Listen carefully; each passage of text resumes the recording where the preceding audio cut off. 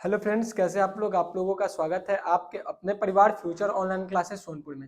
जैसा कि आप लोग पीछे के स्लाइड्स में देख पा रहे होंगे कि हम लोग बिहार डीएलईडी 2026 के साइंस के सेट 10 लगाने जा रहे हैं। इससे पहले हम सेट 9 तक लगा लिए थे और आज हम सेट 10 लगाने जा रहे हैं। सेट का अर्थ है कि प्रीवियस ईयर क्वेश्चन, जितने भी प्रीवियस ईयर प्रश्न पूछे जाते हैं उसको हम सेट वाइज में लगाते हैं और हम हर सेट में 20 क्वेश्चन लगाते हैं। आपको पता होगा कि बिहार डीएलईडी में साइंस से 20 प्रश्न आते हैं और उन्हीं 20 प्रश्नों को हम क्या करते हैं, यहाँ पे प्रैक्टिस करते हैं और हम यहाँ पे टॉप इंपॉर्टेंट क्वेश्चन जो पूछे गए हैं प्रीवियस ईयर में उसको लगाएंगे। बिना किसी देरी के आज के पहले प्रश्न की ओर चलते हैं। आज का फर्स्ट क्वेश्चन क्या है? आज का फर्स्ट क्वेश्चन है कि अदरक का फर्स्ट क्वेश्चन क्या है? अदरक का कौन सा भाग, अदरक का कौन सा हिस्सा को खाया जाता है? मतलब कि जो अदरक होता है उसको कौन सा भाग खाया जाता है? तना के भाग को खाया जाता है, या पत्ती के भाग को खाया जाता है, या फल के भाग को खाया जाता है, या जड़ के भाग को खाया जाता है? निम्नलिखित में से कौन सा है?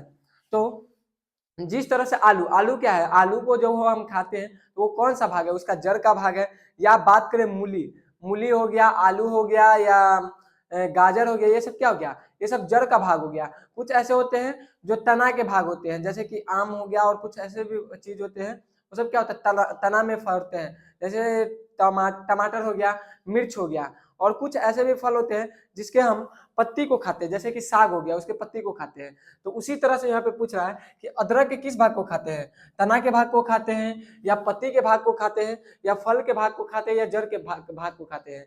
तो आपको बताना है। तो अदरक का कौन सा भाग हम खाते हैं? आप लोगों को बेसिकली नहीं पता होगा तो वो क्या बोल देंगे कि हम अदरक के जड़ के भाग को खाते हैं, लेकिन जड़ का भाग गलत होगा। मतलब कि देखने में लगता है कि जो अदरक है वो उसका जड़ का भाग है, लेकिन वो गलत है। अदरक का जो हम खाते हैं वो भाग तना का होता है, मतलब कि वो तना का ही एक भाग है। वो तना क्या होता है? जमीन के अंदर जाकर वो पहले तो अंदर जाना जाता है तना, और उसके बाद वो धीरे धीरे फैलने लगता है और वो अदरक का रूप ले लेता है। मतलब कि जो हम खाते हैं वो किसका भाग होता है? वो जड़ का भाग न होके वो तना का भाग होता है। लगता है कि हम लोगों का कि जड़ का भाग है, लेकिन वो क्या, जड़ का भाग नहीं होता है, वो तना का भाग होता है। आई थिंक आपको समझ में आया होगा। अब बात करें question number second. Question number second में क्या पूछ रहा है? क्वेश्चन नंबर सेकंड में पूछ रहा है कि क्वेश्चन नंबर सेकंड में है कि वातावरण में सबसे प्रमुख गैस कौन सी होती है? मतलब कि वातावरण में सबसे प्रमुख गैस, सबसे प्रमुख गैस का मतलब कि सबसे अधिक गैस कौन सा होता है? नाइट्रोजन होता है, कार्बन डाइऑक्साइड होता है, हाइड्रोजन होता है, या ऑक्सीजन होता है? यदि हमारे हर एक सेट के वीडियो को देख रहे होंगे तो आप लोगों को पता होगा कि ये क्वेश्चन बहुत बार रिपीटेड हो चुका है। एक बार दो बार नहीं कह सकते, हम इसको बोल सकते हैं कि 10 बार भी रिपीटेड हो चुका है। इसके अलावा भी अलग अलग एग्जाम में पूछा जाता है और ये बहुत ही इजी कॉन्सेप्ट है। मतलब कि इसमें कोई एरो साइंस या इतना बड़ा कॉन्सेप्ट नहीं, बहुत इजी है। और ये बार बार क्वेश्चन को क्या कर देता है? रिपीट कर देता है। यहाँ पे क्या पूछ रहा है कि वातावरण में सबसे प्रमुख गैस कौन सी होती है? तो आपको बता दें कि वातावरण में सबसे अधिक मात्रा में कोई गैस पाया जाता है तो वो गैस है नाइट्रोजन, जिसकी मात्रा कितनी होती है? 78%। मतलब कि 78%, सॉरी 72%, मतलब कि 72% वातावरण में क्या है? 72% वातावरण में सिर्फ नाइट्रोजन गैस है। कितना है? नाइट्रोजन गैस 78% है। ऑक्सीजन की बात करें तो ऑक्सीजन है 21%। कुछ बुक में 20% दिया जाता है, कुछ बुक में 21% दिया जाता है। इसके अलावा बात करें तो ऑक्सीजन, सॉरी ऑक्सीजन तो गया, कार्बन डाइऑक्साइड, कार्बन डाइऑक्साइड को क्या बोलते हैं? CO2। CO2 की मात्रा की बात करें तो CO2 की मात्रा होती है 0.03%। हमारे वातावरण में पाया जाता है। इसके अलावा कुछ बुक में या अभी बढ़ के 0.4% भी हो गया। तो कुछ बुक में क्या डेटा मिलेगा? 0.04%। और यहाँ पर भी कुछ बुक में डेटा मिलता है 20%। इसके अलावा बात करें तो इसके अलावा भी गैस पाए जाते हैं कि जैसे हो गया हाइड्रोजन गैस हो गया, H2 गैस हो गया, उसके बाद आर्गन गैस हो गया। ये सब गैस भी है क्या, हमारे वातावरण में पाया जाता है। हीलियम गैस हो गया, ये सब क्या है? ये सब भी गैस पाए जाते हैं। लेकिन सबसे प्रमुख मात्रा में कौन सा है? तो सबसे प्रमुख मात्रा में नाइट्रोजन गैस है, 78% है। तो ऑप्शन ए क्या हो जाएगा? नाइट्रोजन गैस सही हो जाएगा। अब बात करते हैं क्वेश्चन नंबर 3। क्वेश्चन नंबर 3 में क्या पूछ रहा है? क्वेश्चन नंबर 3 में पूछ रहा है कि स्टेनलेस स्टील बनने में लोहा का, मतलब कि जो स्टेनलेस स्टील होता है उसको बनाने में लोहा का कौन सी धातु मिलाई जाती है? मतलब कि जब स्टेनलेस स्टील बनाया जाता है तो उसमें लोहा का कौन सा भाग मिलाया जाता है, जस्ता को मिलाया जाता है, निकेल को मिलाया जाता है, मैग्नीज को मिलाया जाता है, या टीन को मिलाया जाता है। निम्नलिखित में से कौन सा स्टेनलेस स्टील, तो स्टेनलेस स्टील क्या होता है, दो धातुओं का मिश्रण होता है जिसमें प्रमुख मात्रा में क्या होता है, इसमें प्रमुख मात्रा में लोहा होता है और जिसकी मात्रा 73% होती है। इसकी मात्रा कितनी होती है, 73% इसकी मात्रा होती है लोहा की।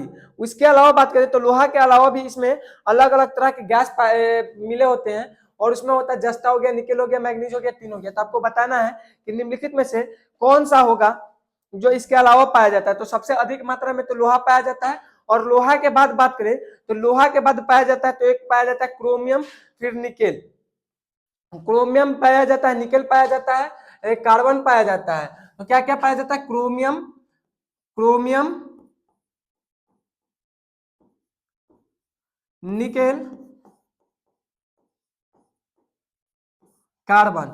लेकिन इस सब में बात करें तो सबसे ज्यादा इसमें मात्रा क्या है, तो यहाँ पे ऑप्शन बी में निकेल दिया हुआ है तो निकेल सही हो जाएगा। मतलब कि स्टेनलेस स्टील में क्रोमियम मिलाया जाता है, निकेल मिलाया जाता है और कार्बन, मतलब कि कार्बन बहुत ही कम मात्रा में मिलाया जाता है, कार्बन डाइऑक्साइड, लेकिन कार्बन भी मिलाया जाता है। अब बात करें क्वेश्चन नंबर 4। क्वेश्चन नंबर 4 में क्या करा है कि निम्नलिखित में से उष्मा का सबसे अच्छा सूचालक कौन सा है। मतलब कि जो ऑप्शन दिया गया है उसमें से उष्मा का सबसे अच्छा सूचालक क्या है। उष्मा का सूचालक का अर्थ है कि उष्मा को एक स्थान से दूसरे स्थान पर लेके जा सकता है। या क्वेश्चन में भी ये भी आ जाता है कि बिजली का सूचालक कौन सा है, तो वो होगा ठंडा पानी होगा, समुद्र का पानी होगा, गर्म पानी होगा, या आस्तविक पानी होगा। निम्नलिखित में से कौन सा उष्मा का सबसे अच्छा सूचालक है।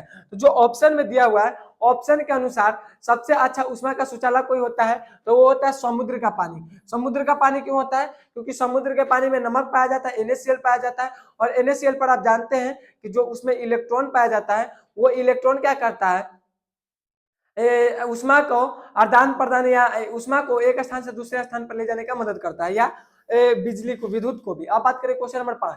क्वेश्चन नंबर 5 में क्या करा है कि प्रोड्यूसर गैस किसको बोलते हैं। मतलब कि निम्नलिखित में से प्रोड्यूसर गैस कौन सा है, CO2 plus N2, CO plus NH2, CH4 या CO प्लस H2। निम्नलिखित में से कौन सा प्रोड्यूसर गैस है। तो प्रोड्यूसर गैस को कौन सा गैस होता है, प्रोड्यूसर गैस वो गैस को बोलते हैं जो कार्बन डाइऑक्साइड के साथ मिलके क्या करे, वो कार्बन डाइऑक्साइड के कार्बन के साथ मिलके क्या होता है, ऑक्सीजन की उपस्थिति में जले, उसको क्या बोलते हैं, प्रोड्यूसर गैस बोलते हैं। क्या बोलते हैं उसको, प्रोड्यूसर गैस बोलते हैं। तो यहाँ पे यही पूछ रहा है कि निम्नलिखित में से कौन सा प्रोड्यूसर गैस है। तो कार्बन डाइऑक्साइड के साथ मिलकर वो क्या करता है, वो कार्बन डाइऑक्साइड के साथ मिलकर ऑक्सीजन की उपस्थिति में जलता है, तो वो जगह CO प्लस N2 को क्या बोला जाता है, प्रोड्यूसर गैस बोलते हैं। अब बात करें नेक्स्ट क्वेश्चन, एलपीजी में कौन सी गंधीय पदार्थ मिलाई जाती है। ये भी क्वेश्चन रिपीटेड है, बहुत बार पूछा जाता है कि एलपीजी में कौन सा गंधीय पदार्थ प्रयोग होता है, एथिल मरकैप्टेन, फेनिल मरकैप्टेन, सल्फर डाइऑक्साइड या हाइड्रोजन सल्फाइड। निम्नलिखित में से कौन सा गंधीय पदार्थ को मिलाया जाता है। तो आप जानते होंगे कि जो एलपीजी बनता है वो किससे बनता है, इससे पहले वाले सेट में भी हम बताए थे कि एलपीजी किससे बनता है, तो बनता है इथेन, प्रोपेन और ब्यूटेन के हेल्प से। मतलब कि उसमें मुख्य रूप से क्या पाया जाता है, तो एक ब्यूटेन और एक प्रोपेन पाया जाता है। मतलब कि ब्यूटेन और प्रोपेन, ब्यूटेन और प्रोपेन के मदद, और एथेन भी होता है, एथेन की भी कुछ मात्रा होती है, इसकी मदद से क्या होता है, तो एलपीजी गैस बनता है। और हम बात करें कि ये तीनों की कोई अपनी गंध नहीं होती, मतलब कि इसमें कोई अपना गंध नहीं होता है, और जब ये अपना गंध ही नहीं होता है तो ये महकेगा कैसे। तो इसको मतलब कि मानिए कि यदि रिसाव हो रहा है, मतलब कि एलपीजी यदि रिसाव हो रहा है और ये महकता ही नहीं है तो क्या होगा, ब्लास्ट होने का डर होगा। तो उसमें एक गंधीय पदार्थ को मिला जाता है जो बहुत गंदा महकता है, और यहाँ पे यही कह रहा है कि वो गंधीय पदार्थ का नाम क्या है, यही क्वेश्चन में पूछ रहा है उस गंधीय पदार्थ का नाम क्या है। तो उस गंधीय पदार्थ को इथाइल मरकैप्टेन बोलते हैं। क्या बोलते हैं, इथाइल, एथाइल मरकैप्टेन बोलते हैं। जो ऑप्शन नंबर ए में दिया हुआ है उस गंधीय पदार्थ को एथाइल मरकैप्टेन बोलते हैं। और यदि प्रश्न में पूछता है कि एलपीजी किससे बनता है, तो वो होता है ब्यूटेन और प्रोपेन और इथेन। मुख्य रूप से ब्यूटेन और प्रोपेन पाया जाता है और कुछ मात्रा में इथेन पाया जाता है। अब बात करें क्वेश्चन नंबर 7। क्वेश्चन नंबर 7 में क्या पूछ रहा है, क्वेश्चन नंबर 7 में कह रहा है कि बिजली का जो लैंप है का तनु बल्ब कौन सा होता है। मतलब कि जो बिजली का लैंप होता है उसका तनु बल्ब कौन सा होता है, एल्युमिनियम का होता है, टंगस्टन का होता है, चांदी का होता है, या लोहे का होता है। निम्नलिखित में से कौन सा बिजली के लैंप का तंतु बना होता है। तो आप देखे होंगे कि जो बल्ब होता है, ये मानिए कि ये कोई बल्ब है, पहले का जो बल्ब आता था, जो पहले जो बल्ब आता था कांच का, उसमें कुछ ऐसा देखे होंगे, और उसमें क्या होता है, इसमें कुछ इस तरह से लगा होता था, उसको क्या, उसको किस चीज का बना होता है, तो यही यही पूछ रहा है। ये जो तंतु बना हुआ है, ये जो तंतु बना हुआ है, ये तंतु किस चीज का बना होता है, ये जो तंतु बना हुआ है, ये तंतु किस चीज का बना होता है, ये वाला तंतु किस चीज का बना होता है, यही पूछ रहा है। तो ये तंतु किसका होता है, टंगस्टन का होता है। टंगस्टन का मतलब कि टंगस्टन का ही क्यों होता है। अब नेक्स्ट क्वेश्चन उठता है कि टंगस्टन का ही क्यों होता है, क्योंकि टंगस्टन जो है वो जल्दी गलता नहीं है। मतलब कि टंगस्टन का जो गलनांक है उच्च होता है, मतलब कि 300 केल्विन से भी ऊपर होता है, मतलब कि 300 सेल्सियस डिग्री, केल्विन है 300 डिग्री सेल्सियस से भी ऊपर होता है, इसलिए ये आसानी से गलता नहीं है। और ये आसानी से गलता नहीं है तो फिलामेंट क्या होता है, बल्ब बढ़ता है। और ये जो टंगस्टन, मतलब कि ये भी क्वेश्चन पूछा जाता है कि इसमें जो गैस भरा जाता है वो कौन सा गैस भरा जाता है, मतलब कि इसके अंदर जो गैस भरा जाता है वो कौन सा गैस भरा जाता है, तो वो बिजली के जो अंदर गैस भरा जाता है वो कौन सा गैस होता है, तो ऐसे तो नाइट्रोजन या ऐसे गैस को भरा जाता है वो जल्दी इससे रिएक्ट ना करे, मतलब कि टंगस्टन से रिएक्ट ना करे। अब बात करें क्वेश्चन नंबर 8। क्वेश्चन नंबर 8 में क्या पूछा है, क्वेश्चन नंबर 8 में कह रहा है कि किसी चुंबक को गर्म करने से उसके चुंबक पर क्या असर पड़ता है, मतलब कि किसी चुंबक को हम क्या करते हैं, किसी चुंबक को गर्म करते हैं तो उस चुंबक पर क्या प्रभाव पड़ता है, बढ़ जाता है, घट जाता है, अप्रभावित रहता है या नष्ट हो जाता है।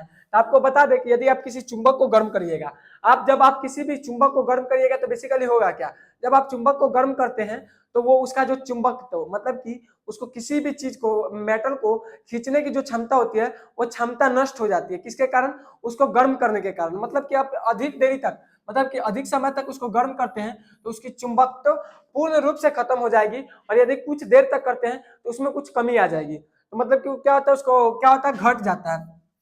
तो हम ये कह सकते हैं कि यदि इसको गर्म करने पर चुंबक तो घट जा रहा है, तो क्या इसको हम ठंडा करने लगेंगे तो इसका चुंबक तो वापस आ जाएगा, ये भी प्रश्न उठता है। यदि हम इसको गर्म कर रहे हैं तो क्या हो रहा है, इसका चुंबक तो मतलब कि इसको जो मैग्नेटिक सिस्टम, किसी भी चीज को अपनी ओर, मतलब किसी भी मेटल के पदार्थ को अपनी ओर खींचने की जो क्षमता है वो इसके अंदर आ जा रहा है। तो यदि हम इसको क्या करते हैं, यदि हम इसको गर्म गर्म करने पर ऐसा हो रहा है, तो यदि हम इसको ठंडा करते हैं तो क्या इसका चुंबक तो वापस आ जाएगा, तो नहीं, सॉरी, हाँ आ जाएगा, लेकिन पूर्ण रूप से नहीं आएगा। मतलब कि इसके अंदर चुंबक चुंबक तो जो क्षमता होती है, मैग्नेटिक, जो किसी भी चीज को खींचने की क्षमता, वो हल्का फुल्का आ जाएगा, लेकिन पूर्ण रूप से आप चाहिएगा कि जितना खो चुका है उतना आएगा, तो वो नहीं हो सकता है। और यदि इसको अधिक मात्रा में गर्म करते हैं तो ये अपना पूर्ण रूप से चुंबक तो खो देगा, और यदि ये पूर्ण रूप से चुंबक तो खो देता है तो आप इसको कितना भी गर्म कर दीजिए, ये अपना चुंबक तो हल्का भी नहीं लाएगा। तो ये क्या हो गया, आई थिंक आपको समझ में आया होगा। बात करते हैं क्वेश्चन नंबर 9। क्वेश्चन नंबर 9 में क्या करा है कि निम्नलिखित में से कौन सा संश्लेषित डिटर्जेंट है, मतलब कि निम्नलिखित में से कौन सा संश्लेषित डिटर्जेंट है, sodium bicarbonate, bleaching powder, sodium OLED या सोडियम एन डेसिल सल्फेट। मतलब कि निम्नलिखित में से कौन सा संश्लेषित, संश्लेषित मतलब कि बनाया हुआ कौन सा इसमें से डिटर्जेंट है। हम बता दें कि इसमें से संश्लेषित डिटर्जेंट कौन सा है, तो वो है सोडियम एन डोडेसिल सल्फेट। मतलब कि सोडियम एन डोडेसिल सल्फेट को क्या बोलते हैं, संश्लेषित डिटर्जेंट। अब किसी को डिटर्जेंट का मतलब नहीं समझ में आता होगा, डिटर्जेंट का अर्थ होता है किसी भी गंदे पदार्थ को सॉरी, मतलब कि किसी भी गंदे पदार्थ को साफ करने वाले को क्या बोलते हैं, डिटर्जेंट। जैसे कि आपका हो गया सर्फ, सर्फ को किसमें रखा जाता है, डिटर्जेंट। मतलब कि आपके गंदे पदार्थ को क्या, गंदे पदार्थ बोल रहे हैं, मतलब कि आपके गंदे कपड़ों को क्या करता है, वो साफ करता है, तो वो क्या हो गया, डिटर्जेंट हो गया। तो निम्नलिखित में से कौन सा संश्लेषित डिटर्जेंट है, तो गया सोडियम एन डेसोस सल्फेट, ये हो गया सोडियम बाइकार्बोनेट। तो सोडियम बाइकार्बोनेट का फॉर्मूला होता है NaHCO3। मतलब कि ये क्या होता है, सोडियम बाइकार्बोनेट। और यदि आप सोडियम बाइकार्बोनेट को गर्म करते हैं, यदि हम सोडियम बाइकार्बोनेट को गर्म करेंगे तो क्या होगा, यदि आप मानिए कि सोडियम बाइकार्बोनेट को गर्म करते हैं, NaHCO3 को जब आप गर्म करिएगा तो क्या बनेगा, एक तो बनेगा सोडियम कार्बोनेट। जब आप सोडियम बाइकार्बोनेट को गर्म करते हैं तो क्या बनता है, एक तो बनता है सोडियम कार्बोनेट एंड देन बनता है सोडियम कार्बोनेट के अलावा बनता है, एक बनता है CO2, मतलब कि CO2 गैस बनता है और H2O निकलता है। और यदि हम जो सोडियम बाइकार्बोनेट ये बन के है, इसको क्या बोलेंगे? Sodium carbonate, sodium carbonate. मतलब कि जब हम सोडियम बाइकार्बोनेट, ये क्या है? ये सोडियम बाइकार्बोनेट है, और जब हम सोडियम बाइकार्बोनेट को गर्म किए, यहाँ पे गर्म किए, तो हमको क्या बन के मिला? सोडियम कार्बोनेट मिला।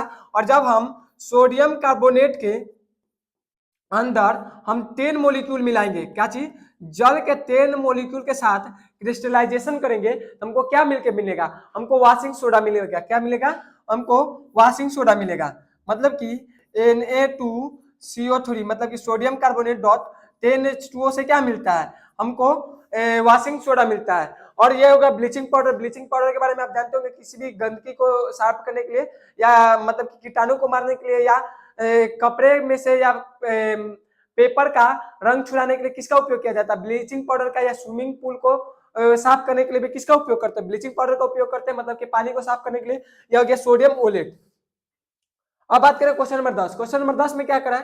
क्वेश्चन नंबर 10 में पूछ रहा है कि निम्नलिखित में से कौन सा बायोगैस में उपस्थित नहीं है? मतलब कि बायोगैस में कौन सा उपस्थित नहीं है? मीथेन, हाइड्रोजन सल्फाइड, क्लोरीन या कार्बन डाइऑक्साइड। निम्नलिखित में से कौन सा बायोगैस में उपस्थित नहीं है? तो बायोगैस क्या होता है? बायोगैस का अर्थ होता है कि किसी भी सड़े गले अपशिष्ट से क्या होता है? बायोगैस का निर्माण होता है। मतलब कि मानिए कि आप जो कोई भी पदार्थ क्या हो गया? सड़ गया और गल गया, तो उससे जो गंध निकलता है वो कौन सा गैस होता है? वो बायोगैस। उससे जो गैस निकलता है उस गैस को क्या बोलते हैं? बायोगैस निकलते हैं। और वो बायोगैस का उपयोग किस में करते हैं? तो ईंधन के रूप में करते हैं। और यदि इसको ईंधन के रूप में करते हैं तो उसमें मीथेन, मतलब कि बेसिकली बायोगैस को मीथेन बोला जाता है। इसके अलावा हाइड्रोजन सल्फाइड, मतलब कि हाइड्रोजन सल्फाइड भी रहता है, ये भी जलने में काम आता है। और कार्बन डाइऑक्साइड, यदि वो गल रहा है तो उसमें कार्बन कहीं ना कहीं उपस्थित रहेगा। तो ये सब के सब क्या उपस्थित है, लेकिन क्वेश्चन में पूछ रहा है कि क्या उपस्थित नहीं है? तो वो उपस्थित नहीं रहता क्लोरीन, मतलब कि उसमें क्लोरीन नहीं उपस्थित रहता है। अब बात करते हैं क्वेश्चन नंबर 11। अब क्वेश्चन नंबर 11 में क्या पूछ रहा है? क्वेश्चन नंबर 11 में पूछ रहा है कि बल का एसआई मात्रक क्या होता है? बहुत इजी क्वेश्चन, कि बल मतलब कि फोर्स का एसआई मात्रक क्या होता है? जूल होता है, न्यूटन होता है, वाट होता है, या केल्विन होता है? तो आप इसका जवाब दीजिए, तब तक हम देख रहे हैं रिकॉर्ड हो रहा है कि नहीं। बहुत इजी क्वेश्चन है कि बल का एसआई मात्रक क्या होता है। मतलब कि जो बल होता है, फोर्स होता है, उसका एसआई मतलब कि इंटरनेशनल सिस्टम में क्या नापते हैं? तो उसको बोलते हैं न्यूटन। न्यूटन मतलब कि बल का जो एसआई मात्रक की बात करें, तो जो बल का एसआई मात्रक होता है वो होता है न्यूटन। क्या होता है? न्यूटन होता है। इसके अलावा भी एक होता है जो इसका एक और मात्रक होता है, उसका मात्रक का नाम होता है किग्रा। मतलब कि किग्रा मीटर प्रति सेकंड में भी नापते हैं। किसमें? किग्रा। क्या होता है? किग्रा। किग्रा मीटर प्रति सेकेंड। मतलब कि इसको किग्रा मीटर प्रति सेकंड में भी नापते हैं, ये भी इसी का मात्रक है। अब बात करें क्वेश्चन नंबर 12। क्वेश्चन नंबर 12 में क्या पूछ रहा है? क्वेश्चन नंबर 12 में पूछ रहा है कि निम्नलिखित में से कौन सा रॉकेट प्रोपेलेंट की तरह प्रयोग नहीं होता है? मतलब कि निम्नलिखित में से कौन सा रॉकेट के प्रोपेलेंट के रूप में नहीं उपयोग होता है? हाइड्रोजन, मेथिल हाइड्रोजन, आयोडीन या हाइड्रोजन। मतलब कि निम्नलिखित में से कौन सा रॉकेट के प्रोपेलेंट मतलब कि इसका जो फ्यूल है उसके रूप में काम नहीं आता है? तो यहाँ पे क्या करा कि तरह काम नहीं आता है। तो हाइड्रोजन। हाइड्रोजन क्या? हाइड्रोजन एक तरह का, मतलब कि हाइड्रोजन के बारे में आप जानते हैं कि हाइड्रोजन एक तरह का क्या फ्यूल का कार्य करता है, बहुत ही ऊर्जा देता है। तो ये क्या होगा? ये होगा। अब बात करें तो मेथिल हाइड्रोजन। मेथिल हाइड्रोजन भी उसके फ्यूल के तरह काम आता है, और हाइड्रोजन भी फ्यूल का काम आता है। मतलब कि तीनों के तीनों होगा। लेकिन आयोडीन, आयोडीन का रॉकेट में क्या काम है? आयोडीन उसमें किस तरह से ईंधन का रूप में काम आएगा? तो ऑप्शन सी क्या हो जाएगा? ऑप्शन सी हो जाएगा, ये प्रयोग नहीं होता है। अब बात करें क्वेश्चन नंबर 13। क्वेश्चन नंबर 13 में क्या पूछ रहा है?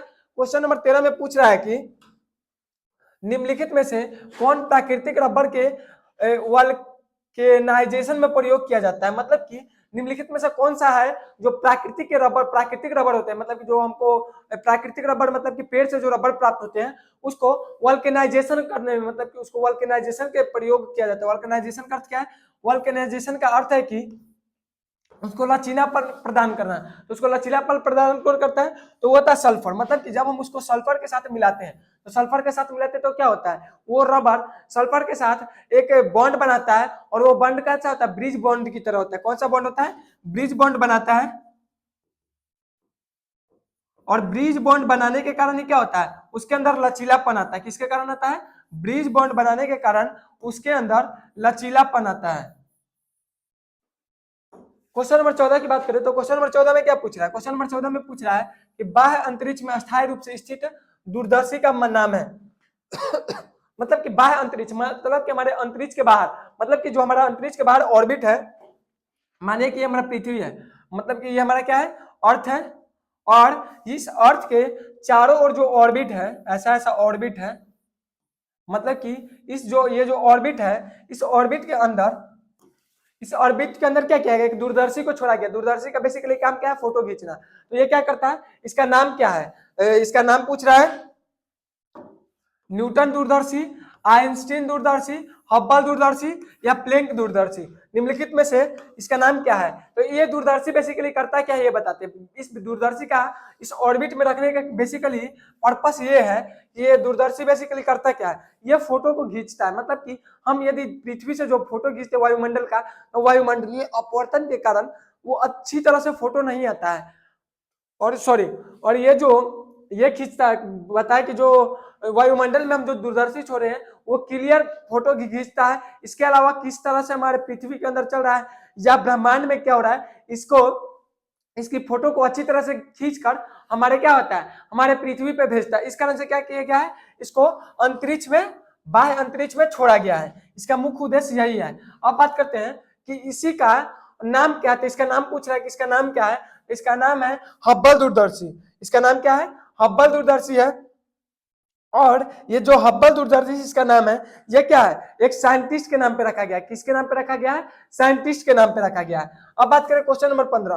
क्वेश्चन नंबर 15 में क्या बोल रहा है, क्वेश्चन नंबर 15 में बोल रहा है कि आंख के किस भाग पर वस्तु का प्रतिबिंब बनता है। मतलब कि आंख का वो कौन सा भाग है जहां वस्तु का प्रतिबिंब बनता है, वो तारा, मतलब कि पपिल पर, कॉर्निया पर, आइरिस पर, या दृष्टि पटल मतलब कि रेटिना पर। मतलब कि आंख के किस भाग पर वस्तु का प्रतिबिंब बनता है। तो आपको बता दें कि जैसे ही मानते हैं कि ये हमारा आंख है, और ये क्या है, ये रेटिना है, और इधर से प्रकाश गया, तो ये प्रकाश जाता है तो क्या है, मतलब कि ऐसे भी गया तो यहीं पे जाएगा, ऐसे गया ये भी, मतलब कि यहाँ पे क्या होता है, उत्तल लेंस होता है। और उत्तल लेंस बेसिकली क्या होता है, जितना भी रे आता है उसको एक जगह पे ले जाता है, और एक जगह पे कहाँ जाके उसको उसका प्रतिबिंब बनाता है। तो वो प्रतिबिंब बनता है रेटिना पे। क्या बनता है, रेटिना पे उसका प्रतिबिंब बनता है। और वो रेटिना पे क्या बनता है, वो एक प्रतिबिंब बनता है, वो जो उल्टा होता है और आभासी होता है। और उल्टा जो उल्टा वास्तविक और उल्टा होता है। कैसा होता है, वास्तविक और उल्टा होता है। और वो हमारे ब्रेन में जाके क्या हो जाता है,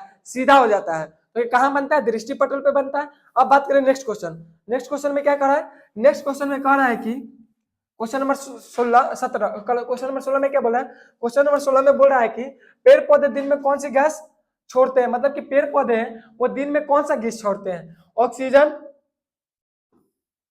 नाइट्रोजन, हाइड्रोजन या कार्बन डाइऑक्साइड, निम्नलिखित में से कौन सा गैस छोड़ते हैं। बहुत इजी क्वेश्चन है, आप इसका क्या कीजिए, जवाब दीजिए, इसका जवाब दीजिए। तो बहुत इजी क्वेश्चन है। इस क्वेश्चन में पूछ कह रहा है कि पेड़ पौधे दिन में कौन सी गैस छोड़ते हैं। तो आपको पता है कि पेड़ पौधे दिन में ऑक्सीजन गैस छोड़ते हैं। कौन सा गैस छोड़ते हैं, ऑक्सीजन गैस छोड़ते हैं। इसके अलावा कुछ ऐसे भी पेड़ पौधे होते हैं जो मतलब कि पीपल का पौधा होता है जो रात में कार्बन डाइऑक्साइड छोड़ता है। मतलब इसका अर्थ क्या है, दिन में यदि पूछ रहा है मतलब कि रात में कुछ और छोड़ते होंगे, तो पीपल का जो पेड़ होता है और रात में क्या होता है, वो कार्बन डाइऑक्साइड को छोड़ने लगता है। इसलिए क्या कहा जाता है कि दिन में कौन सा छोड़ता है, तो हो जाता है ऑक्सीजन। अब बात करें नेक्स्ट क्वेश्चन। नेक्स्ट क्वेश्चन में क्या पूछ रहा है, नेक्स्ट क्वेश्चन में पूछ रहा है कि कॉस्टिक सोडा का रासायनिक नाम क्या है। मतलब कि जो कास्टिक सोडा है उसका रासायनिक नाम क्या है, sodium chloride, sodium carbonate, sodium hydroxide या सोडियम नाइट्राइड, निम्नलिखित में से कौन सा कास्टिक सोडा का नाम है। तो कास्टिक सोडा को क्या बोला जाता है, कास्टिक सोडा को सोडियम कार्बोनेट के नाम से भी जानते हैं। किसके नाम से जानते हैं, सोडियम कार्बोनेट के नाम से भी हम क्या करते हैं, कास्टिक सोडा को जानते हैं। कास्टिक सोडा को किसके नाम से जानते हैं, सोडियम कार्बोनेट के नाम से भी जानते हैं। अब बात करते हैं नेक्स्ट क्वेश्चन। नेक्स्ट क्वेश्चन में क्या कहा है, नेक्स्ट क्वेश्चन 18 नंबर क्वेश्चन में क्या पूछ रहा है? 18 नंबर क्वेश्चन में पूछ रहा है कि मानव शरीर की सबसे महत्वपूर्ण ग्रंथि कौन सी है? मतलब कि जो मानव शरीर है उसकी शरीर का सबसे महत्वपूर्ण ग्रंथि वो कौन सी है? वो थायराइड है, पिट्यूटरी ग्लैंड है, पैनक्रियाज है, या इनमें से कोई नहीं है? मतलब कि सबसे महत्वपूर्ण ग्रंथि, तो सबसे महत्वपूर्ण ग्रंथि की बात करें तो वो है पिट्यूटरी ग्लैंड। इसके बारे में बहुत बार बता चुके हैं। जो पिट्यूटरी ग्लैंड है हमारी जितनी भी ग्रंथियां है उस सबको कंट्रोल करने का काम कौन करता है? तो पिट्यूटरी ग्लैंड करता है, वो थायराइड ही हो या पैनक्रियाज हो। और यदि बात करें कि पाया कहाँ जाता है तो ये हमारे ब्रेन के इस भाग में पाया जाता है, मतलब कि फोर ब्रेन में पाया जाता है, अग्र मस्तिष्क में पाया जाता है। इसके अलावा बात करें कि जो थायराइड होता है वो हमारे गले में पाया जाता है, और यह हमारे शरीर के जितने भी तरह के हमारे जो दिल का धड़कना हो गया या अलग अलग तरह के मूवमेंट हो गया उसको कंट्रोल करने का काम कौन करता है? थायराइड करता है। इस पे भी क्वेश्चन पूछा गया है। और इसकी कमी के कारण क्या होता है? गलसोग, मतलब कि यहाँ पे आयोडीन की कमी के कारण यहाँ पे गलसोग हो जाता है, और ये यहीं पे हमारे कंठ में पाया जाता है, वॉइस बॉक्स के आगे।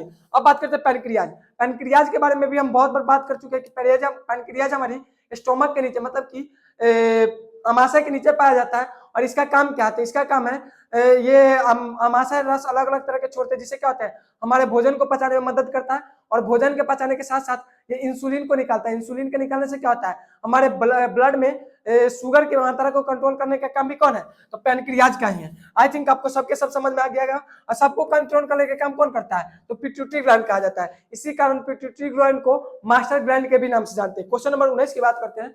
तो क्वेश्चन नंबर 19 में क्या पूछा है? क्वेश्चन नंबर 19 में पूछा है कि निम्नलिखित में से पूर्णतः ऑक्सीजन रहित कौन सी है? मतलब कि निम्नलिखित में से कौन सा पूर्ण रूप से, मतलब कि ऑक्सीजन रहित मतलब कि उसमें पूर्ण रूप से ऑक्सीजन नहीं रहता है, मतलब कि उसमें ऑक्सीजन की मात्रा रहती ही नहीं है।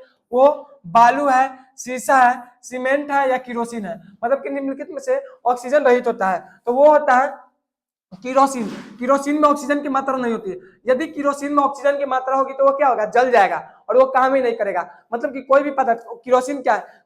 किरोसिन एक ज्वलनशील पदार्थ है, और किसी भी ज्वलनशील पदार्थ को जलने के लिए किस किस चीज की जरूरी होती है? उस जरूरी में से क्या है? उसमें से एक ऑक्सीजन है, और यदि इसको ऑक्सीजन मिल जाता है, किरोसिन को ऑक्सीजन मिल जाता है तो क्या होगा? वो जल जाएगा। इसलिए क्या होता है? क्या होता है? किरोसिन ऑक्सीजन रहित रहता है। इसी कारण बहुत सारे ऐसे भी केमिकल होते हैं, जैसे कि बात करें तो जो कैल्शियम होता है उसको किस में रखा जाता है? उसको कैल्शियम बोले, सोडियम को किस में रखा जाता है? उसको कभी कभी किरोसिन में भी डुबा के रखा जाता है। क्यों? क्योंकि उसमें ऑक्सीजन रहित होता है, उसमें ऑक्सीजन नहीं लगता है। और बात करें कि बालू हो गया, सीमेंट हो गया, या शीशा हो गया, ये सब के सब में क्या होता है? ऑक्सीजन उपस्थित रहता है। यदि इसमें ऑक्सीजन उपस्थित ही नहीं रहेगा तो एक मोलिक्यूल दूसरे मोलिक्यूल से जुड़ेगा ही नहीं। अब बात करते हैं आज के आखिरी प्रश्न क्या है? आज का आखिरी प्रश्न है कि निम्नलिखित में से कौन सा धोबिया सोडा का सही सूत्र है? मतलब कि निम्नलिखित में से कौन सा धोबिया सोडा का सूत्र है? अभी हम बताएं कि धोबिया सोडा का सूत्र कैसे और बनता कैसे है? Sodium carbonate dot 5H2O, sodium carbonate dot 10H2O, sodium carbonate dot 6H2O, या सोडियम कार्बोनेट डॉट 2H2O। तो इसको हम अभी बताते हैं कि धोबिया सोडा है वो कैसे बनता है। यहाँ पे हम बताएं कि इसको क्या बोलते हैं? धोबिया सोडा बोलते हैं। और कैसे बनता है? तो ये बनता है, इसकी बनने की प्रोसेस की बताए थे। इसका बनने का प्रोसेस क्या बताते हैं कि वो जो सोडियम कार्बोनेट होता है, सोडियम कार्बोनेट में जब हम 10 मॉलिक्यूल मिलाते हैं तो क्या होता है? धोबिया सोडा का निर्माण होता है। सो आई थिंक आज का हम क्या किए, सेट 10 के टॉप 20 इंपॉर्टेंट क्वेश्चन जो बिहार डीएलएड में पूछने का संभावना है और पूछे गए उनको क्या किए हैं, बताए हैं। और ऐसे ही आप यदि वीडियो को नहीं देखे हमारे पुराने वीडियो को तो आप उसको देख सकते हैं। आप कितने स्कोर किए वो आपको क्या करना है? कमेंट में बताना है। यदि आपको वीडियो अच्छा लगता है तो अपने फीडबैक को क्या कीजिए, वीडियो में बताइए कि हाँ आपको ये वीडियो कैसा लगा। अपने दोस्तों में शेयर कीजिए। और आप यदि फ्यूचर ऑनलाइन क्लासेस के चैनल पे नए हैं तो क्या कीजिए, इस चैनल को सब्सक्राइब कर लीजिए। सो आज के लिए इतना ही। Thank you. जय हिंद, जय भारत। मुस्कुराते रहिए और पढ़ते रहिए।